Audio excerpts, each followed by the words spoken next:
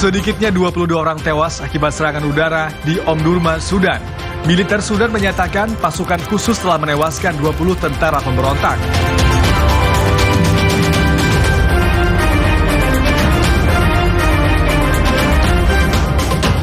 Korea Utara mengancam akan menembak jatuh pesawat-pesawat mata-mata Amerika Serikat yang melanggar wilayah udaranya.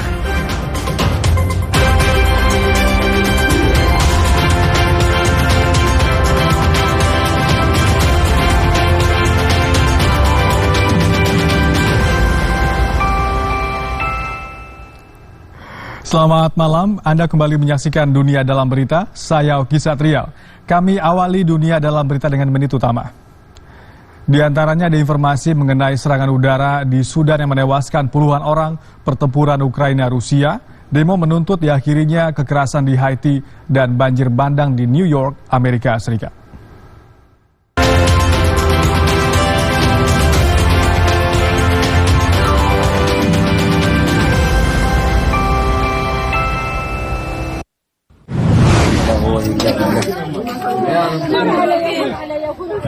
Sedikitnya 22 orang tewas akibat serangan udara di Omdurman, Sudan.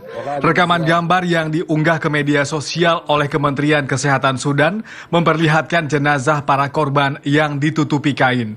Sementara itu, militer Sudan melalui unggahannya di media sosial menyatakan pasukan khusus telah menewaskan 20 tentara pemberontak dan menghancurkan persenjataan mereka. Rekaman gambar yang diunggah pasukan khusus memperlihatkan para tentara merayakan kemenangan usai serangan. Kementerian Kesehatan Federal mengungkapkan sedikitnya 1.133 orang telah terbunuh sejak pertempuran meletus pada April lalu. Pertempuran terfokus di kota Omdurman dalam beberapa hari terakhir. Wilayah barat kota itu menjadi jalur utama pasokan bagi pasukan paramiliter RSF untuk memperkuat basis kekuasaan mereka di Darfur.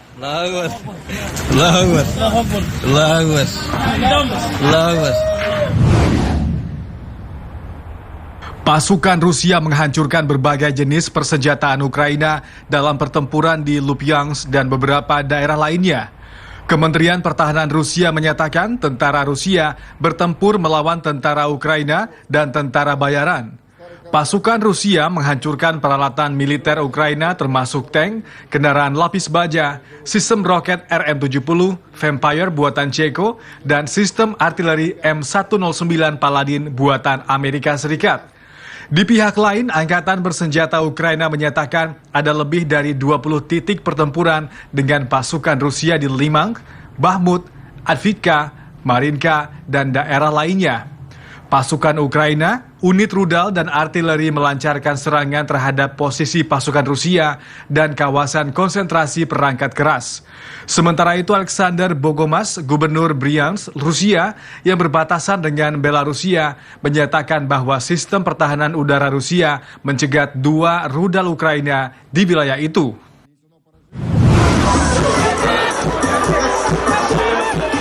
Ribuan warga Haiti turun ke jalan di ibu kota negeri itu, Port-au-Prince, menuntut diakhirinya kekerasan, geng kejahatan, dan krisis kemanusiaan yang mendera negara Karibia itu.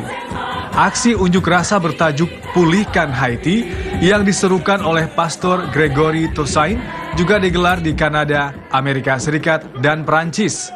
Perserikatan Bangsa-Bangsa memperkirakan geng-geng bersenjata berat telah memperluas daerah kekuasaan mereka dan kini telah mengendalikan komunitas-komunitas yang berjumlah sekitar 2 juta jiwa. PBB menyebut sebagian besar wanita dan anak-anak menghadapi pembunuhan dan kekerasan lainnya hampir setiap hari. Kondisi ini telah memperburuk krisis kemanusiaan. PBB meyakini krisis kemanusiaan di Haiti telah mengakibatkan lebih dari 165.000 orang kehilangan tempat tinggal.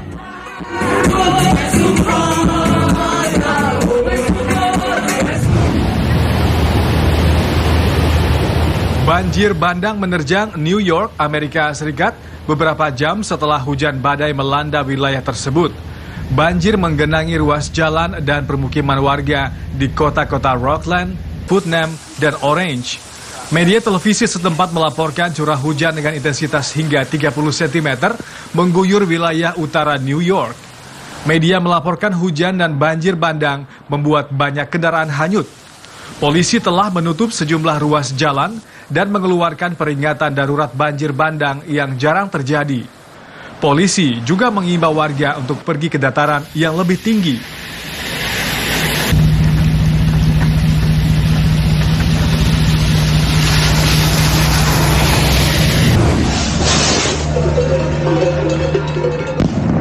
10 orang terluka dan 6 diantaranya dilarikan ke rumah sakit dalam festival Adu Nyali Menantang Kejakaran Banteng di Pamplona, Spanyol. Ribuan turis datang setiap tahun dari berbagai penjuru dunia untuk menyaksikan atau mengikuti festival yang berlangsung selama sepekan hingga 14 Juli mendatang. Para turis itu antusias berlari sejauh 875 meter sepanjang jalur yang dilintasi banteng hingga banteng-banteng itu masuk ke arena. Festival Lari Dikejar Banteng ini dimulai setiap pukul 8 pagi. Tahun ini menandai 100 tahun festival yang pernah dipopulerkan di dunia internasional oleh penulis Amerika Serikat Ernest Hemingway melalui novelnya yang berjudul The Sun Also Rises.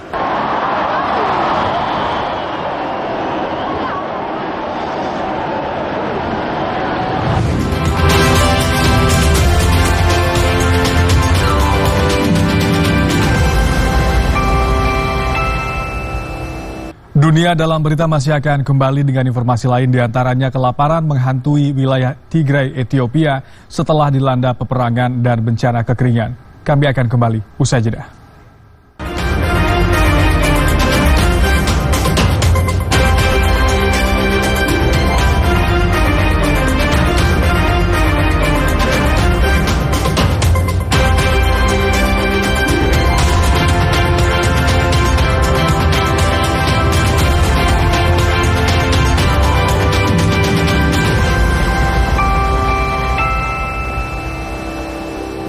Universitas Komputer Indonesia, Unikom Bandung, kampus akreditasi unggul dengan prodi-prodi terakreditasi unggul, World Class University dengan 90 lebih penghargaan internasional dan nasional, juara dunia ICT 2019, World Skill Competition Kazan Rusia, juara Asia Microsoft Imagine Cup 2023, 9 tahun juara dunia kontes robot internasional Amerika Serikat, raih prestasi unggul di kampus unggul, World Class University Unikom.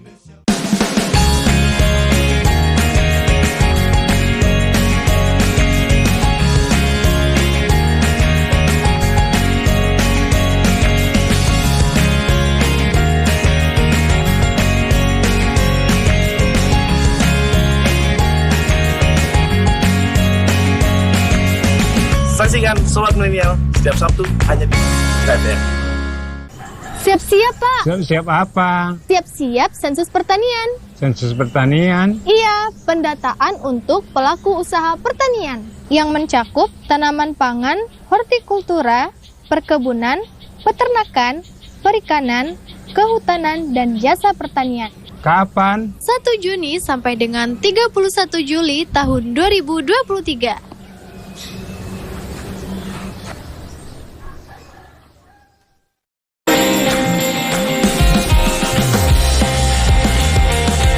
Olahraga sambil traveling. Bagaimana keseruannya dan apa saja yang perlu dipersiapkan?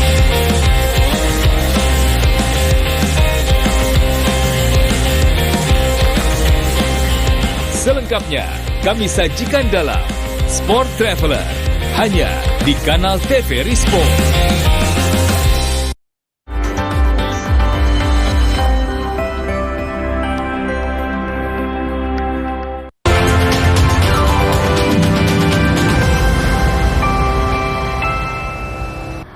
Anda kembali bergabung di Dunia Dalam Berita. Korea Utara memperingatkan akan menembak pesawat-pesawat mata-mata Amerika Serikat yang melanggar wilayah udara Korea Utara. Militer Korea Utara menyebut tindakan militer provokatif oleh Amerika Serikat membawa semenanjung Korea lebih dekat ke konflik nuklir. Korea Utara menuduh Amerika Serikat hari ini melanggar wilayah udaranya dengan melakukan penerbangan mata-mata. Korea Utara memperingatkan bahwa sementara Pyongyang menahan diri, penerbangan semacam itu dapat ditembak jatuh.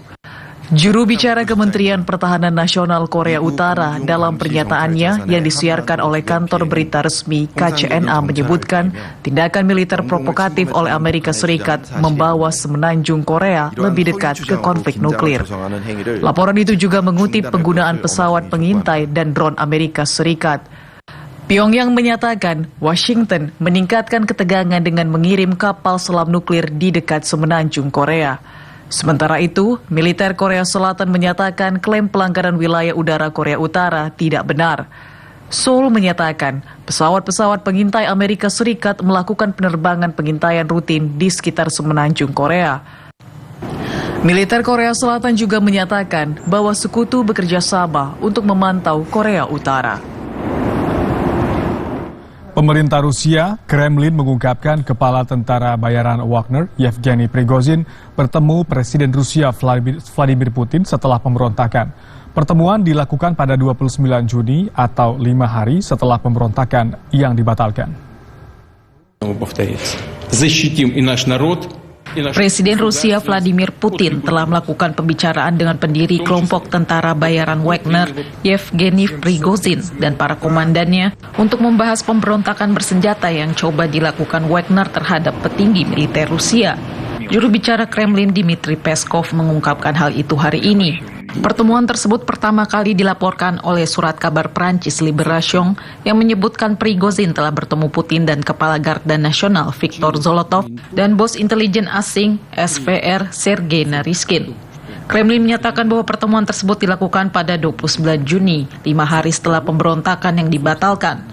Pertemuan berlangsung 3 jam dihadiri 35 orang, termasuk komandan unit Prigozhin dan Wagner. Prigozhin menyatakan pemberontakan itu tidak ditujukan untuk menggulingkan pemerintah. Di bawah kesepakatan yang dimediasi Presiden Belarusia Alexander Lukashenko, Prigozhin tidak dihukum atas pemberontakannya, tetapi ia harus keluar dari Rusia menuju Belarusia. Namun Presiden Lukashenko menyatakan pekan lalu bahwa Prigozhin telah kembali ke Rusia dan para tentara Wagner belum menerima tawaran untuk pindah ke Belarusia. Kepala Staf Umum Angkatan Bersenjata Rusia Valery Gerasimov tampil untuk pertama kalinya sejak kegagalan pemberontakan 24 Juni oleh tentara bayaran Wagner. Kementerian Pertahanan merilis rekaman Gerasimov saat mendengarkan laporan tentang serangan rudal Ukraina. Kepala Staf Umum Angkatan Bersenjata Rusia, Jenderal Angkatan Darat Valery Gerasimov, ditampilkan dalam rekaman yang dirilis Kementerian Pertahanan saat mendengarkan laporan tentang serangan rudal Ukraina. Ini menjadi penampilan pertama Gerasimov di depan umum sejak upaya pemberontakan kelompok tentara bayaran Wagner pada 24 Juni lalu. Kementerian Pertahanan menyatakan rekaman itu diambil pada Minggu 9 Juli saat Gerasimov bertemu dengan para jenderal militer, termasuk Kepala Intelijen Militer Rusia di ruang komando yang lokasinya dirahasiakan.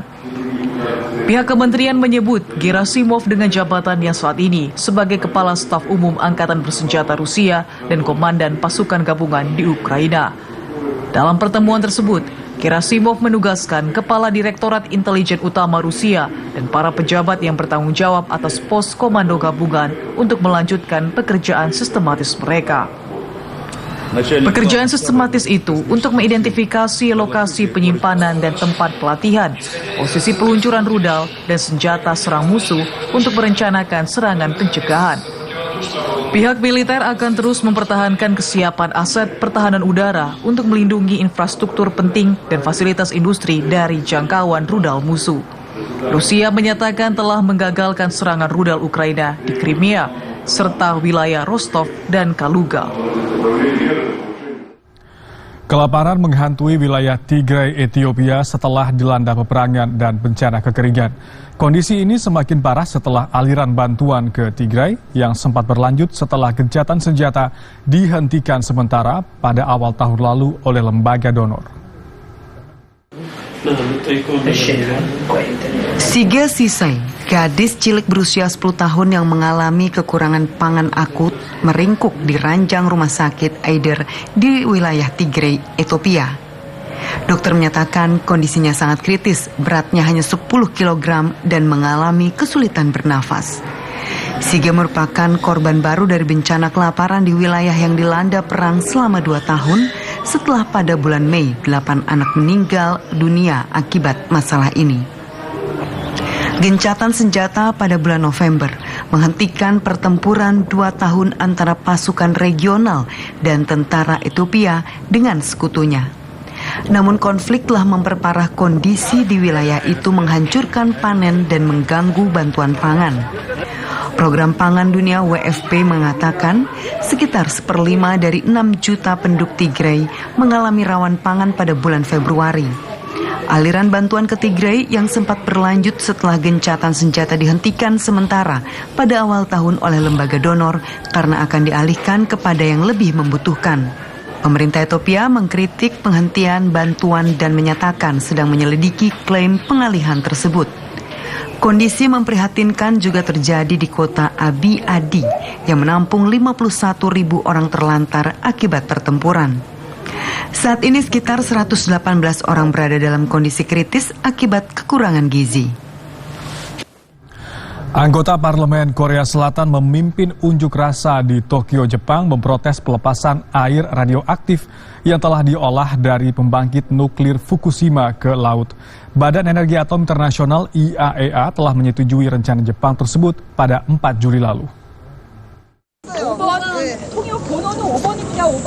10 anggota parlemen oposisi Korea Selatan termasuk Yang Yi-won-yong dan Park Bom-ke memimpin unjuk rasa di Tokyo, Jepang memprotes rencana pelepasan air radioaktif yang diolah dari pembangkit listrik tenaga nuklir Fukushima ke laut. Bersama belasan aktivis Jepang lainnya, mereka menyampaikan seruan menentang rencana tersebut di depan kantor Perdana Menteri Jepang Fumio Kishida di Tokyo. Badan Energi Atom Internasional IAEA menyetujui rencana Jepang untuk melepaskan air radioaktif yang diolah dari PLTN Fukushima ke laut pada 4 Juli. Ketua Badan Pengawas Nuklir PBB Rafael Grossi telah mengunjungi Jepang pekan lalu sebelum bertolak ke Seoul dan bertemu dengan anggota parlemen oposisi Korea Selatan. Kekhawatiran atas keamanan rencana pemerintah Jepang itu telah berkembang di Jepang dan sekitarnya, termasuk Korea Selatan, China, dan Taiwan. Meski pemerintah Korea Selatan menyatakan pihaknya menghormati laporan IAEA dan analisis yang dilakukan sendiri menunjukkan pelepasan air tersebut tidak akan memiliki dampak berarti pada perairan Korea Selatan. Namun kekhawatiran publik yang meluas terus berlanjut. Dunia Dalam Berita masih akan kembali dengan informasi lain, diantaranya Paris Saint-Germain PSG merekrut bek timnas Prancis Lucas Hernandez dari Bayern Munich. Kami akan kembali usai jeda.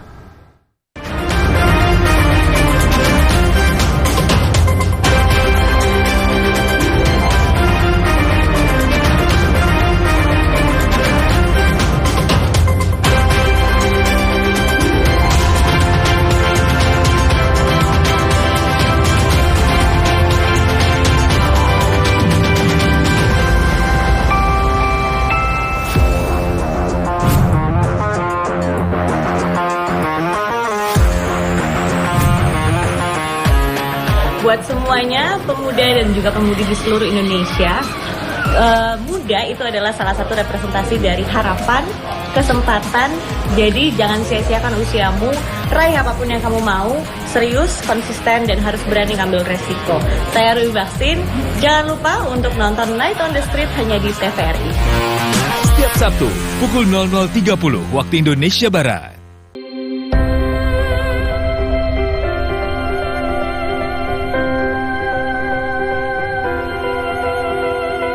Ragam informasi seputar realita kehidupan masyarakat, serta mengangkat topik mendalam yang terjadi dari seluruh penjuru Indonesia.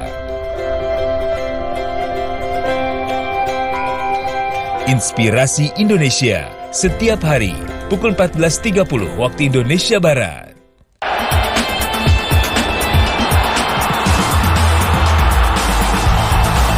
Program khusus bagi Anda bola mania.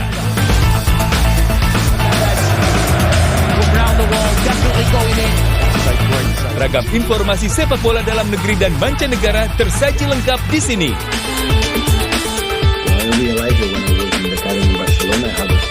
Zona Bola hanya di TVRI Sport.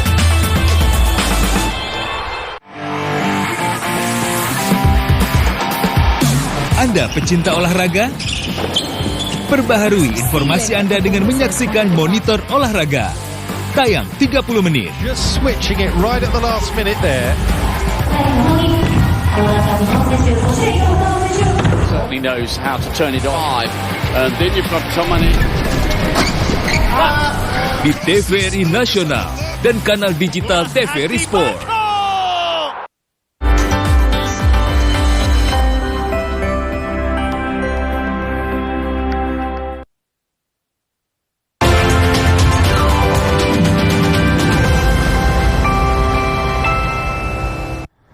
Anda kembali bergabung di Dunia Dalam Berita.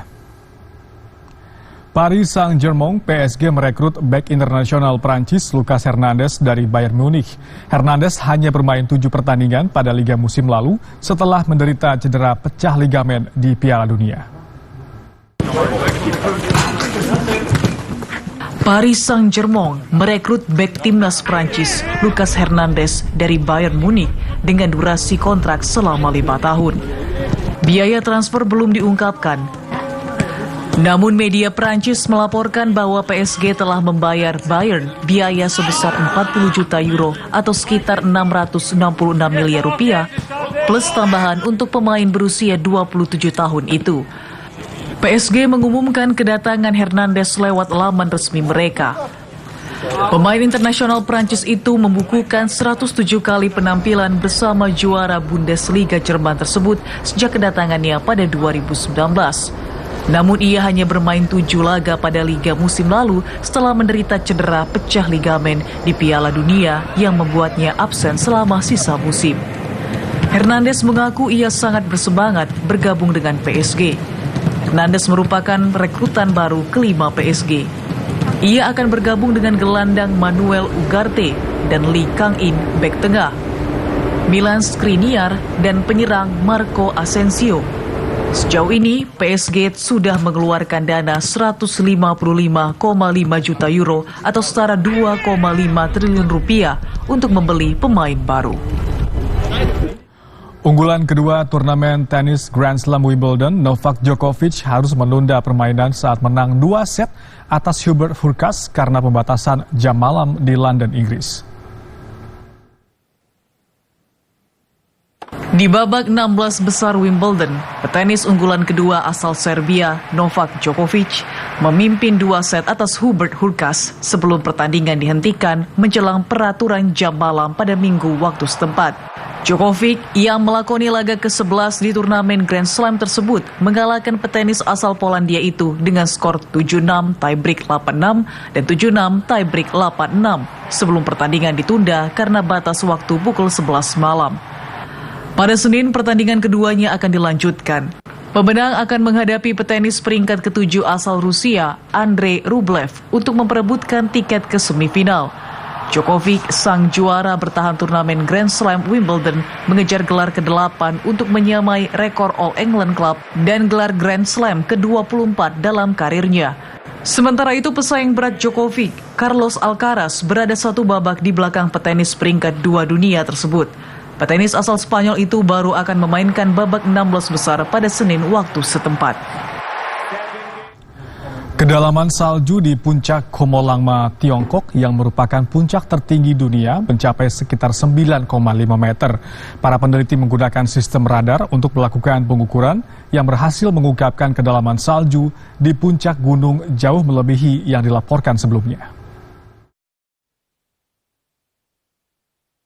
Kedalaman salju terbaru di puncak Gunung Komolangma, puncak tertinggi dunia, tercatat mencapai 9,5 meter dengan deviasi plus minus 1,2 meter.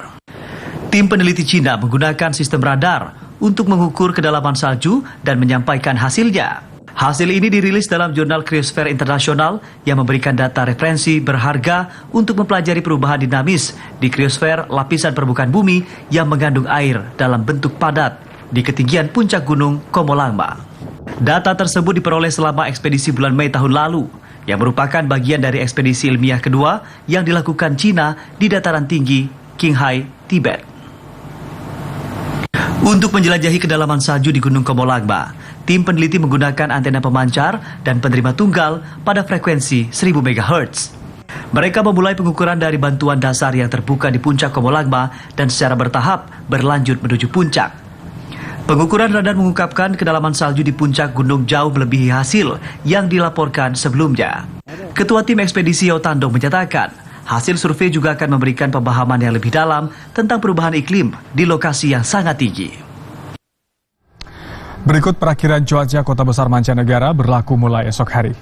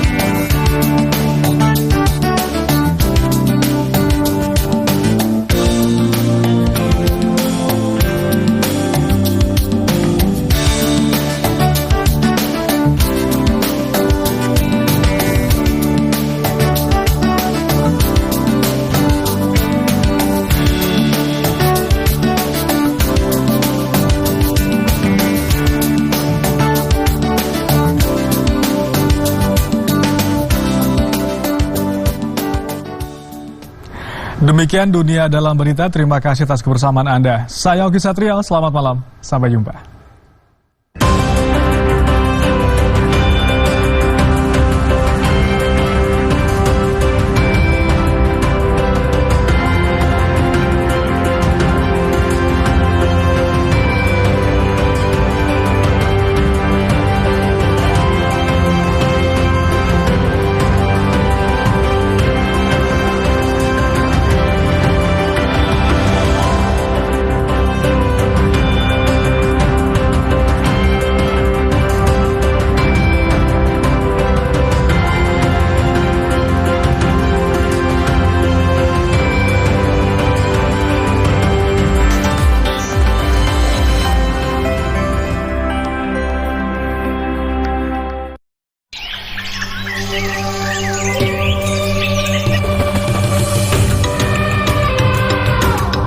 Taman Nasional Waikambas, kawasan konservasi dengan luas sekitar 125.000 hektar, kaya akan satwa liar dan menjadi habitat gajah Sumatera, Elepas maximus sumatranus.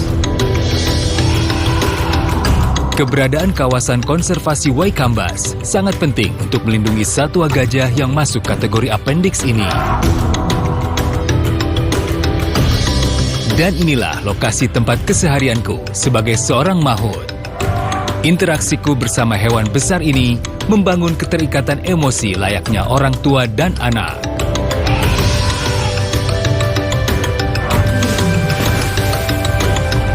Gajah merupakan hewan sosial yang cerdas dan memiliki ingatan yang kuat. Hewan besar berbelalai panjang ini sangat peka dan berkomunikasi melalui sentuhan, penciuman, juga suara.